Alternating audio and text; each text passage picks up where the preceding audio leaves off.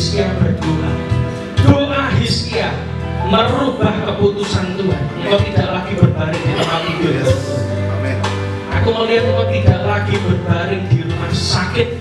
Aku tidak tahu kamu sakit apa. Tetapi dengarkan ini pesan Tuhan. Doamu, ketika kau menaikkan doa di hadapan Tuhan, doa itu akan merubah situasi dan kondisi tubuhmu. Hari ini aku berdoa di dalam nama Yesus, tidak ada sakit penyakit, darah normal, tensi normal di dalam nama Yesus. Segala kutuk bednya rumah sakit disingkirkan dalam hidup dalam nama Yesus. Hambamu berdoa, dia tidak akan masuk ke rumah sakit lagi. Tuhan akan menambahkan usiamu dengan usia yang produktif melayani Tuhan. Tidak sakit lagi dan sembuh dalam nama Yesus. Ada karunia Hizkia dalam hidup ketika kau berseru kepada Tuhan, kau berdoa, Tuhan menambahkan 15 tahun lagi. Bila nama Yesus karena doa bisa katakan hari ini. Hari ini dengarkan pesan Tuhan. Engkau kehilangan orang yang banyak, tapi Tuhan akan gantikan dengan orang yang baru.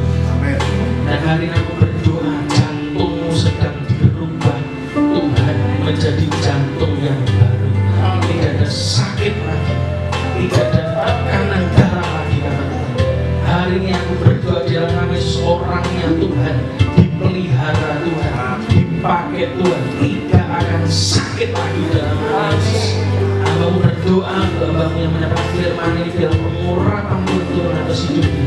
Setiap benih firman yang disampaikan tidak berasal dari kedagingan, tetapi dari roh Tuhan yang mengubah kami semua. Terima kasih, mari kita katakan di hadapan Tuhan. Hari ini yang kami siap jemaatmu di tempat ini Tuhan. Kami membuka hati kami, membuka pikiran kami, membuka telinga kami.